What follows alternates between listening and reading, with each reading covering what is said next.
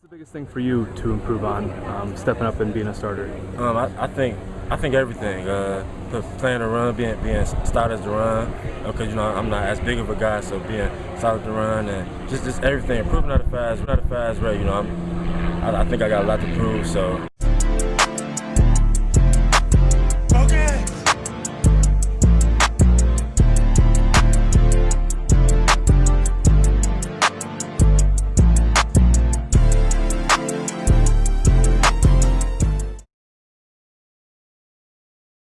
What's going on, everybody?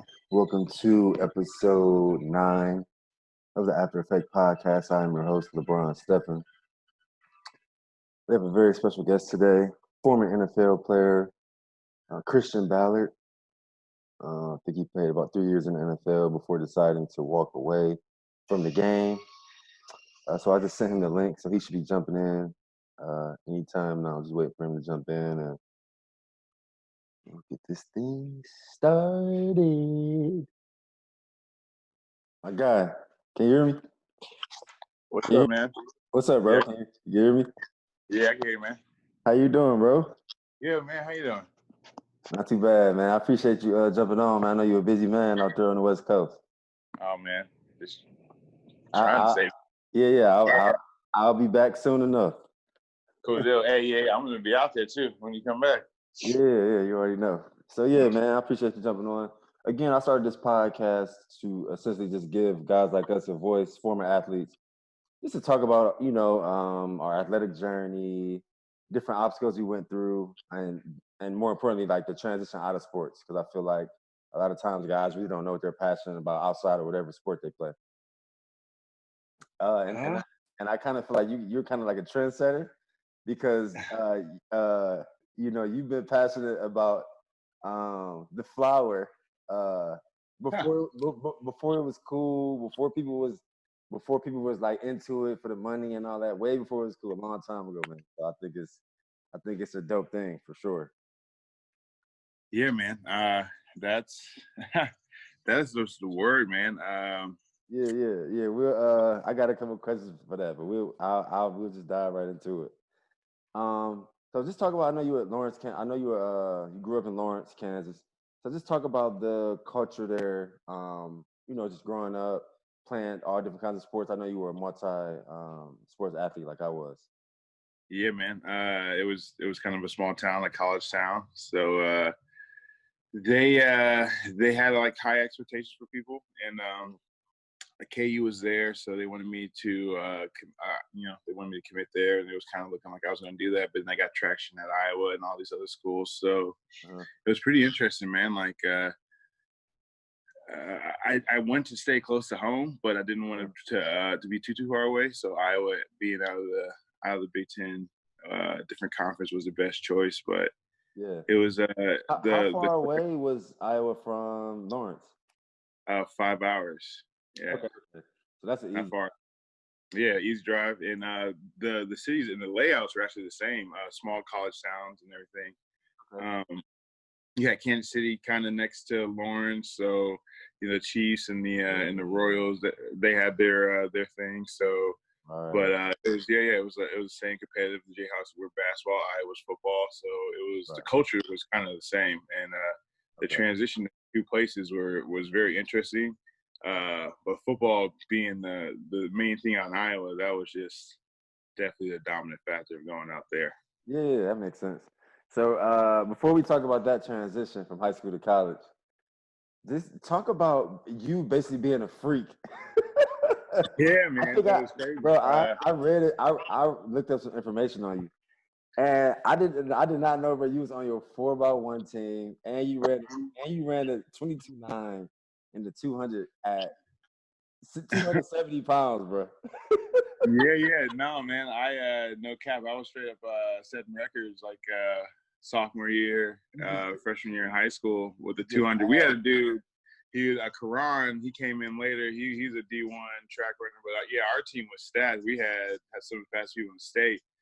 It's Kansas, so I'm not trying to like brag too much about it, but it was cool. Like I used to run. I was like 260 pounds in a 4x2 team. People did not expect how fast I was, but I mean, you were on that play with me with T-Sash, and like, yeah, man, we always had wheels. So that was the craziest thing, though, for sure.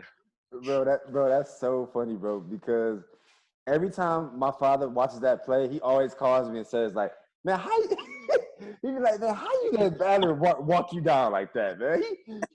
He look way past you. And I said, Dad, that dude, he different. He different, Yeah, man. He got some speed.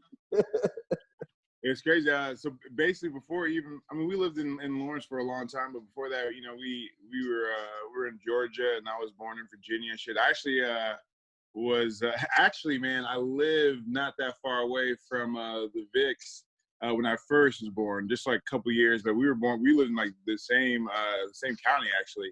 So yeah. So we Newport News, Virginia. I don't know, maybe it's something in the water out there, but yeah, I've always kind of been fast. When I was younger, I didn't even really like football. I loved track, obviously.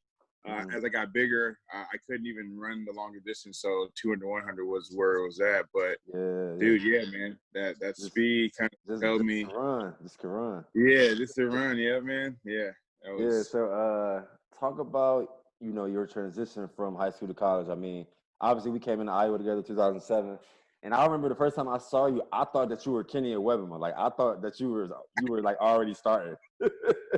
Yeah, man. They said no, he a freshman. He in your grade. He 18. He the same age as you. I'm like, whoa. So yeah, just talk about that transition. Especially, we kind of had the same transition. I mean, you played your freshman year. I redshirted, but just delving into the Iowa program and how tough it was, just with the lifting and the meetings, and just time consuming. Just talk about that transition from going from, I think you were ranked like the number 4 tight end by Sports Illustrated in the country, right. And then you go to Iowa. Did they know? Were you supposed to play tight end there, or did they know they were going to switch you to defensive end? No. I was supposed to be a tight end, but I really had a problem with catching, honestly. I did not have the softest hands. We played with Marvin, man, dude can catch anything. I had the exact opposite of that. If it was thrown my way, it'd be lucky if I caught it. So I don't know, man. After that, I kind of looked over and I saw Kenny and I saw Brian and Mitch and all those dudes on the D line, bro. And I just, for some reason, man, there was something that just drew me over there. Adrian, of course, and then you saw the O lineman, and I don't know, man. They were just doing the most work. No one was really standing around. You standing around to catch passes, all the stuff like that. But with O-line, D-line, man, we're always working, always in the trenches. So I felt like I would probably do more over there than try to catch a pass. You know what I mean? Right. So, but I mean, the transition was insane. I mean, you know how it was. Like, first off, technique, they just had to teach you an entire different way of living, of practicing, of showing up, of being like attentive. It was just completely different, man. So that was a huge culture shock to me in itself. Then we had to, live on your own, live without, your parents' support, without your friends' support. You got to make new friends, new atmosphere. That was, man, it was just a lot for someone who's 18 years old. Some people were 17, you know what I mean? Like, we were just like, crazy. I think we had a couple people who were 17, so they couldn't do anything at all. And yeah, it was just nuts. I remember those nights when we were all in our mopeds and driving around just for that little fresh air or freedom. Work, man. So it was kind of cool, man. It was cool and a little bit stressful at the same time, but I mean, we signed up for it, and it was for a crazy experience. So it was man. It was definitely some good times. I remember the biggest thing for me was just how my body felt, because I was more of a speed guy. So I mean, we lifted, but we never really lifted heavy. Yeah. So transitioning to Iowa, where you lifting heavy in season, like that, my body was essentially sore like the whole time I was there, pretty much. Yeah, exactly. Yeah, that was the biggest thing for me, having to get used to like going to class and paying attention. But my body is like super sore, like just all the time. Like, so that was a really big transition for me. And I know you kind of had a faster learning curve because you didn't redshirt. So you went in playing special teams. You started to get played. You was playing early, stuff like that. So it's just, I'm sure it was just going fast for you. Like, wow, like, you know what I'm saying? Man, I mean, yeah, it was crazy. College, sometimes it's funny looking back at it and hearing people talk about like college or what they expect, but you're sitting there still, once again, 18, 19 years old, man. You're going to class, you're getting on a plane, you're flying here, you're flying there, you're preparing for this. There's interviews you got to do. Then you got to eat at a certain time. You got to be in this place. They log your hours. They watch you where you go. Mm-hmm. That stuff was just, you know what I mean? Like, right. It's a hell of a transition, man. And like you said, you're young, 18, 19, 20. You're still a young man. Kind of trying to find yourself, essentially. Yeah. And so they help you find yourself and they give you structure and stuff, but right. You know, you're still you're just sitting there trying to do whatever you can to get on the field or just to be noticed so you can get on the field, man. And right. Those are just to do. Everything else doesn't even, it's all just white noise at that point, you know what I mean? Exactly. So that's nuts thinking about it now, though. Yeah, man. Yeah, definitely. Because it seems so long removed. But before I jump into 2009, I'm sure I don't know if you read the news, but our alma mater is, in the sports news, has been in the sports news heavy for some things. And, you someone that spent 4 years in the program. And obviously, you know how we used to work with Chris Doyle and just, the different racial issues that have come out at Iowa, and we're both black men. So, what's your take on everything? I know we used to be in a lot of the same groups, and I never remember you and Chris Doyle ever having any kind of spats or anything. But as you know, and as I know, we saw him get into it with people and say different kinds of things. So, just let me know your take on that, man, because I really can't remember. Like I said in one of my posts that I remember him and Adrian arguing a bunch, but I can't remember if y'all ever had any like falling out or anything. Man, we never had falling out, honestly.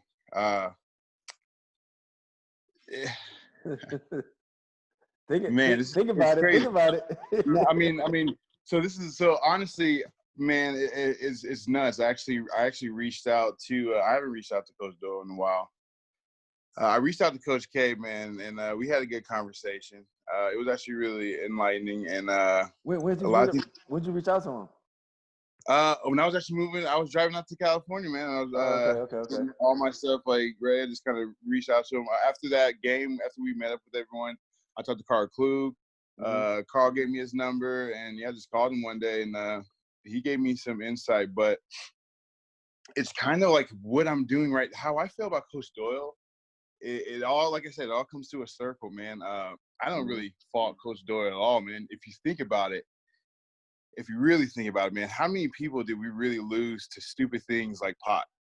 You know what I mean? Like, how many good players were on our team that got tossed out and just just because of weed. But now we're sitting here in 2020, and it's a medicine.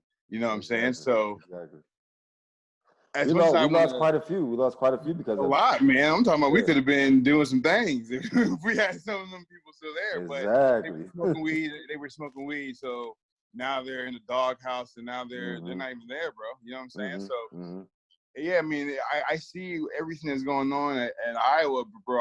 My eyes have always been set on the NCAA, NFL, on their marijuana rules and regulations. That's why I do what I do right now, man. Because how are you going to make a drug that's a medicine illegal to players like us? We're bashing our heads in millions. Exactly. And that was the time they were making the games, still the NCAA games where we were playing ourselves and stuff.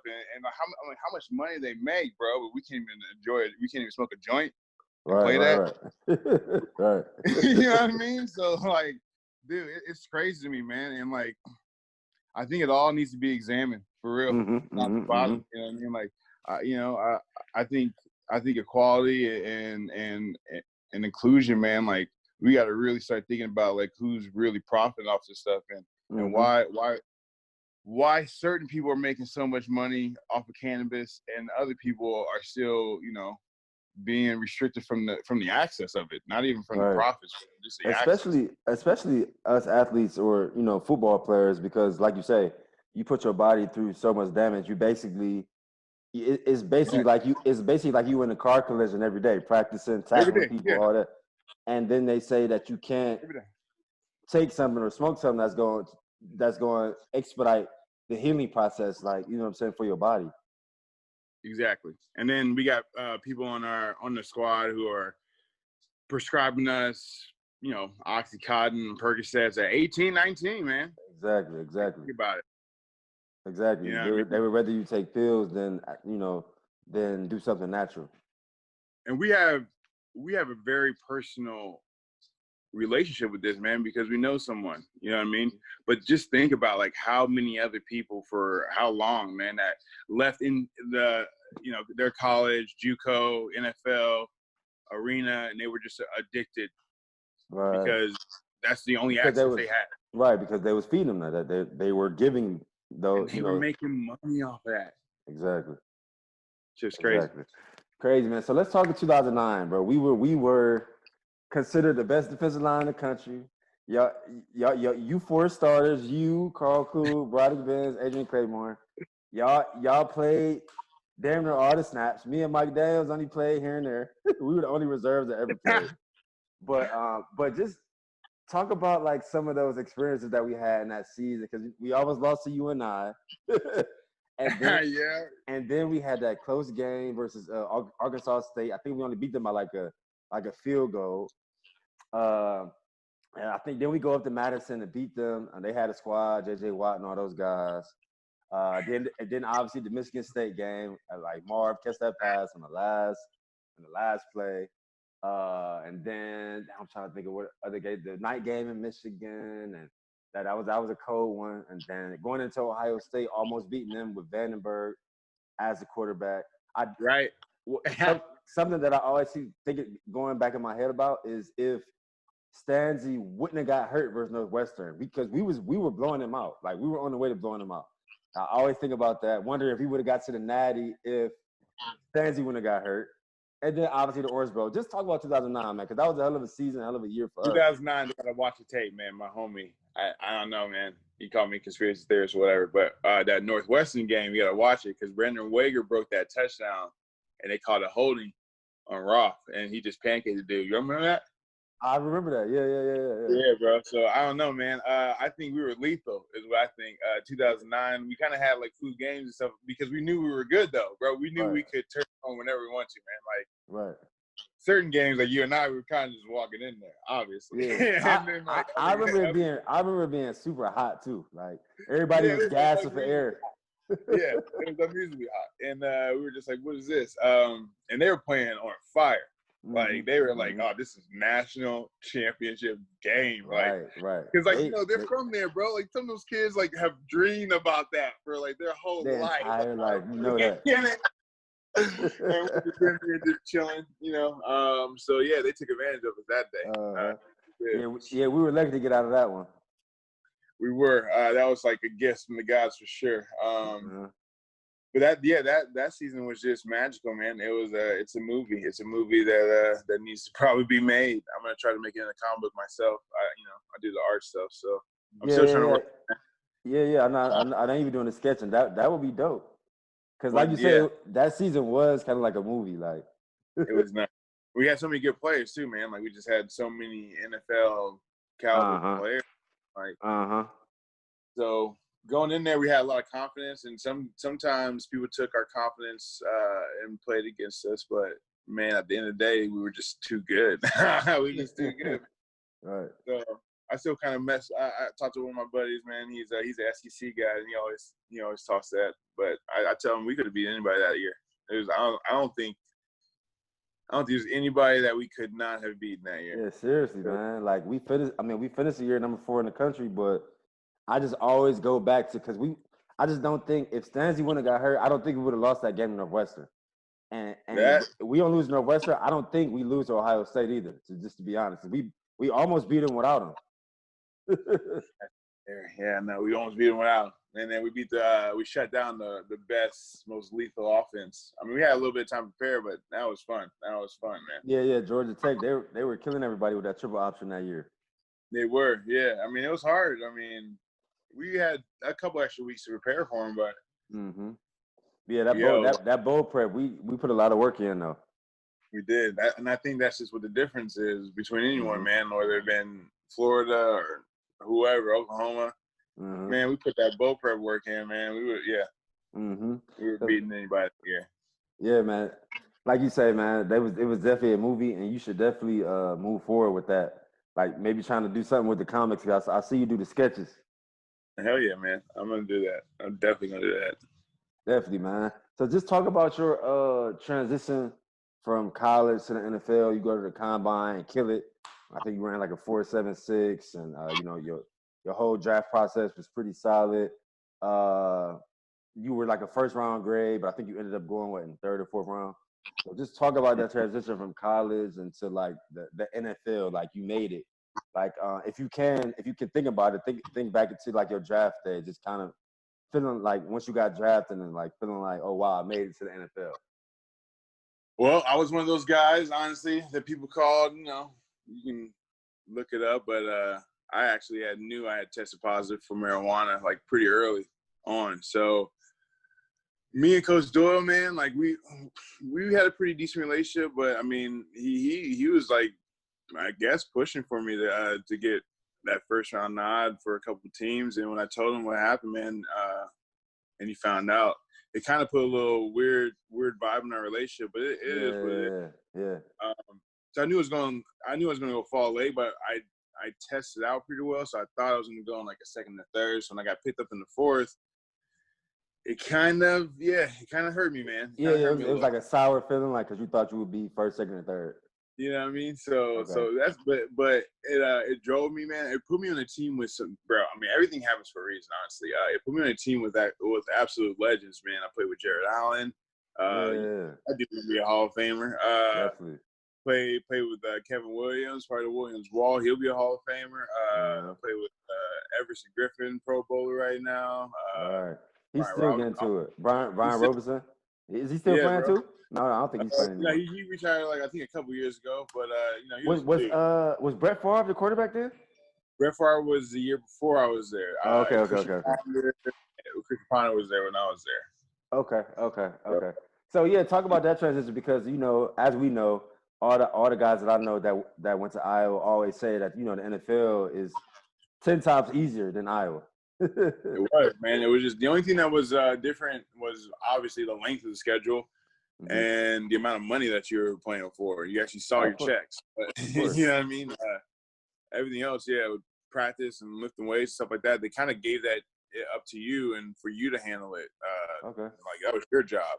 Yeah. They gave you like some kind of scheduling and some place to eat, but obviously you had to fill your time up with things that were gonna, you know, make you a better professional. So that was that Iowa helped me out with that, just because of the regimen they already put us in college. But yeah, man, it was different. You know, living in Minneapolis, you're a Viking, you're a pro football player. You're supposed to be this, that. You know, you got a contract, everything. Like, you know, some stuff behind the scenes. Yeah. It's more like business. It's more business than than that college field. It definitely was, man. Couldn't had to have nice suits and ties and stuff like that. Right. You know, you had to say certain things around the fans and stuff like that, or just don't say anything out to them. Yeah, just live that NFL lifestyle, basically. Yeah, the lifestyle, basically. So it was crazy, man. Yeah. That's what's up. I was happy I got paid for it, but I mean, like thinking about it mentally, man. Like, once again, it's they have to indoctrinate you to a whole nother way of living, basically. So that's it gets pretty intense. Yeah. So I think you were going into like year 3 or year 4, and you decide to like take a break or walk away from the game. I think for like undisclosed reasons. So just like talk about what went into your decision. I think I read an article that said like you weren't having fun anymore, and I remember I think, and what year was that? I just remember from the outside looking in, I just thinking about it and knowing you obviously for years. I'm just like, yeah, I'm like, I'm sure it's something else going on, or, Yeah. but I just felt like I knew that you were being true to yourself because that usually doesn't happen, especially because you were still fairly young. I mean, yeah, man, I was just kind of getting into that lifestyle too much, man. Just all of it, the drugs, the drinking, the women, all that stuff, bro. Wasn't living right at all, and just was starting to affect my personal life way too much, man. Okay. And having access to that stuff, it was just not helping me. So, So did you feel like the drinking and drugs and all that was affecting your football, or or you feel like you being a football player was nah, allowing you to do these things? yeah, me being a football player would definitely allow me to do that on a more frequent basis, obviously. And Yeah. I grow marijuana now, so I mean we have access to it, but it's just we grow for medicine. We understand what we're doing. You know what I mean? The lifestyle is Exactly. completely different. It's not Exactly. just abuse. You know what I mean? Yeah, exactly. So Exactly. it's pretty interesting. Full circle again. But yeah, I mean, I knew that if I was going to stay, and because I was getting better. My third year, I was starting to move around a little bit better, figure out the defense, understand like how it's going to work. But Hmm. man, my lifestyle on the off field was just not good at all, man. Like, so Okay. I knew if I was going to survive, like literally, like Oh, live. okay. I had to. So you felt like it got to the point, it got that bad to the point where you just had to walk away from the game just to get yourself together, get your life together, Oh on yeah, how you man. move on a daily basis first. Yeah, yeah. Okay, okay, I got you. Yeah, and that's more important than any sport or check or anything. That's the thing, man. I'm trying to preach that a little bit now. I grow marijuana for a living, so you gotta love what you do. But like a lot of these people, they're leaving the game and they're just like they're just there. You know what I mean? You're living out in LA. You're doing the acting thing. You're doing this. Like there's some powerful stuff. We see some of our other guys. They're chasing their dreams, being teachers and movers in their respective industries. Yep, yep, definitely, man. That's super important, man. But like when All right. people at this game and the game defines them, it's some Mm-hmm. scary, scary times, man. It's really Yeah, scary. So and like I was saying earlier, that's the reason why I started the pod, bro, because I think like fans and people that really don't play like sports at a high level, like in college or the pros, like you say, you're like identified as that, and then when it's taken away from you, whether you walk away or you don't have any more opportunities, it's like you don't know who you are because exactly, you was a football player this whole time. All right, so especially like background when your parents are almost pushing you on that. mm-hmm. My parents like put me in the sports and everything. They made me do sports, but my mom made me do music too. She always had me like play the cello and draw and Yeah, stuff like that. yeah, So see, yeah, and it just be wasn't. creative. Yeah, she Yeah. really did. She drove me to Wichita to go to recitals and stuff, and Oh, nice. I played cello all the way up to my junior year. I literally had to stop playing it my senior year because of the college interest for school. But Yeah. uh, as soon as I could pick it up in I think it was fifth or fourth grade or whatever, Mm-hmm. I played the cello, and she was all about me practicing and doing all that stuff. So I'm still kind of musically inclined, and Yeah, that's I've what's always up. known, yeah, that I kind of wanted to do something creative after I got done with football. I just didn't know what. But Right, growing right. up, doing like art and doing comic work, like Uh-huh. that's, I can make a living off of that stuff out here. And Exactly. Yeah, and people I just, see your comics look real good too. yeah, man, they're coming along. We're trying to get some more writers on board. So it's turned out to be a little bit larger story than I thought. So just keep on expanding it and playing with ideas. But Yeah, definitely.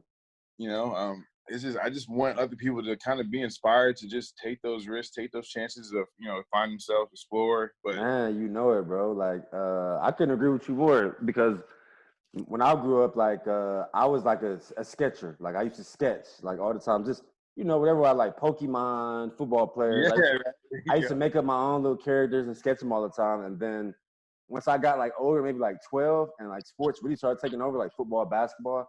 for some reason I stopped sketching. So for probably like the last 4 years, that's when I really just been exploring the arts, whether I'm sketching, whether I'm acting, whether I'm modeling, whether I'm writing or like writing a short story or trying to write a TV show or write a feature film or host a podcast, just anything creative, just exploring, bro. Because like you say, the football, the sport is like your main narrative, but usually we're so much more talented, or we have more talents that we just haven't had the time to put the work in, right? Man, people, it's crazy. It's crazy, man. Yeah. And sometimes we're not giving any kind of access to that until we get to college. I mean, I can only imagine. So I know some of the people that we got, so in some of the places they came from, it was just like, man, they could have benefited so much from like a canvas or a musical instrument. You know what I mean? That whole community could have, but like, I couldn't it's agree just not, more. it's not the same for a lot of people. So Yeah. I couldn't agree more, bro. So do you ever find yourself like missing a game? Like, do you ever have like little moments of like, because for me, they just randomly come. Most of the time I don't miss the game. I love what I'm doing now, just in the creative realm. But ever so often, if I see a little player or something, I'll miss the game. I have to go like watch a little highlight or maybe watch a game here or there. Like, do you ever miss it? Man, to be honest, bro, I couldn't even watch football for a long time. Like, I think it's almost hilarious that this coronavirus is happening right now because I really want to go watch a football game, like for the first time in a long time, man. And I think it was, because I think my decision to leave and what I was doing, like I didn't really want to leave. Like I wanted to keep playing, and I still want to play. Like I think about it right now. Yeah. And like I am ready to, like, give me some pads, man. I know it takes a couple years. You just strap it up right now.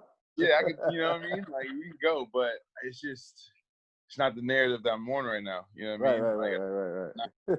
Unfortunately, like I'm here to do something else, but yeah, man, I miss it dearly. I think about it a lot of times. I think about a lot of the 907s that we used to have. Box drill. Oh, holy shit. Yeah, bro. Oh, man. And what's dope though is like Adrian is still playing, so it's kind of like, you know what I'm saying, he like a 10-year vet now, so it's cool to still see him out there Mike, getting after it. Yeah, Mike Daniels still playing. I talked to him yesterday. He called me yesterday. Bro, him, Micah Hyde, just man, like so. I watched him, man, and people be like, they're huge fans and stuff like that. But like, I watch for a different aspect, man. I'm watching. Of course, because you know, those are our teammates. We know them. Yeah. So it's cool, man. I'm kind of getting that just because what we're doing out here is so special, and we got a lot of people who are supporting us now, which is kind of rare. But yeah, I just kind of look at that at football, and I'm kind of I'm getting a little mojo back to want to try to get my hands right again. But I know, man, those guys they're just on a different level now. So it's different. It's crazy. I'm going back to the West Coast on Wednesday, and I'll probably be driving back to LA either next week or the week after. So I'll have to make sure we connect.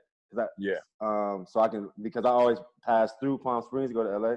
So I'll stop so I can stop through and hang out. Maybe try to learn like the process a little bit. Like, I'm just curious. We can show you some stuff, bro. I'll talk to my homie, and we'll see. Yeah, I think we can. We'll give you a little sneak peek, hopefully. Yeah, or not. I don't care. It don't matter. Or even just like a tour. I mean, but for any of our listeners or viewers, bro, like like you say, you grow marijuana now. Talk about like just your transition and like your action steps to doing what you do now, because it's been 6 or 7 years since you played in the NFL. So once you stopped playing, did you start working for like a dispensary in like Kansas, or I remember you going straight to Colorado. You started there. I went straight. Give us your career trajectory.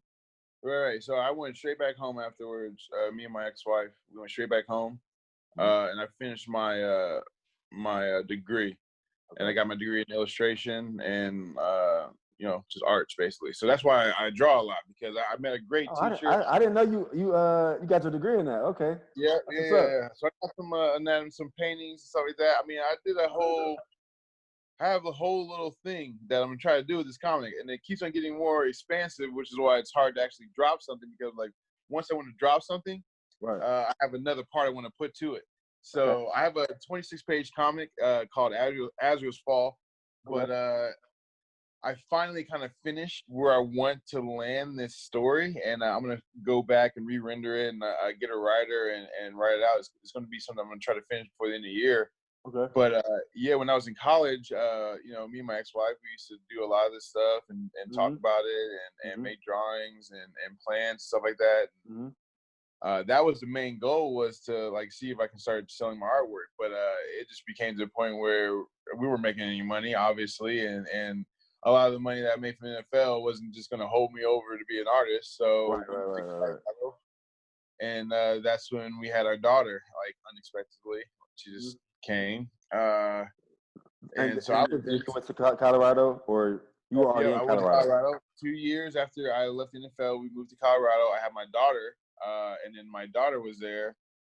And that was a whole thing, because I was just breaking into the cannabis industry, and like a lot of people, I didn't have money obviously to invest, so a lot of people think you're just gonna hop in this industry and make a lot of money, and then unless you're doing it illegally, it's just not the case. Right. It's like any other industry, man. You gotta like kind of grind your way up, just like any other. It's like any other thing, right? Yep. So I had a really good friend, man, back from high school. Crazy connections, man. The universe works this way. He was the head grower at Kind Love, and that's like one of the best grows in Colorado. So I was a security guard there. I met a lot of good people, a lot of good homies out there. One of my coworkers now, we met at Kind Love. One of my teachers taught me how to everything about cannabis.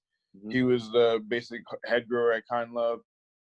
So yeah, that was my first gig. So I got a lot of knowledge and exposure at that place. But I also saw a lot of things too, man. I saw basically the capitalization of an industry that was black market forever. People coming in trying to buy up the industry and try to profit. It was very interesting to watch that happen. So we all didn't really kind of make it through that transition. We all are doing our own thing in our own place right now. But this, things didn't really work out with me and my ex-wife, but things just work out in the universe in general, man. Right before I kind of made that departure from Colorado back to Kansas City, do some consulting work, my buddy, he got a job out here in California. And the guy who gave him this job, his name is Greg Gammett. I would actually encourage people to kind of look him up, look who he is, because he's actually from Iowa. Oh wow!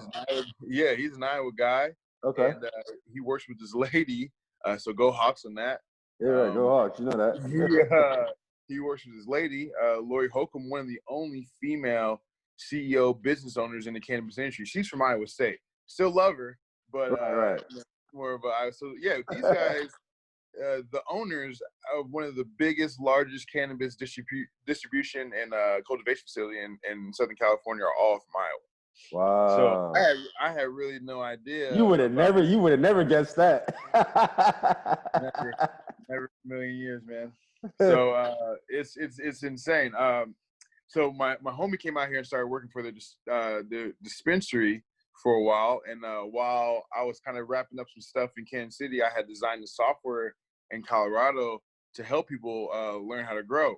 And we try to pitch it to people. We try to raise some money. It was a very expensive and very, man, it's crazy. I don't even know how to explain it. It's next level.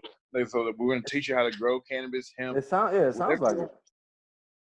And just from your phone, any tablet, software, whatever.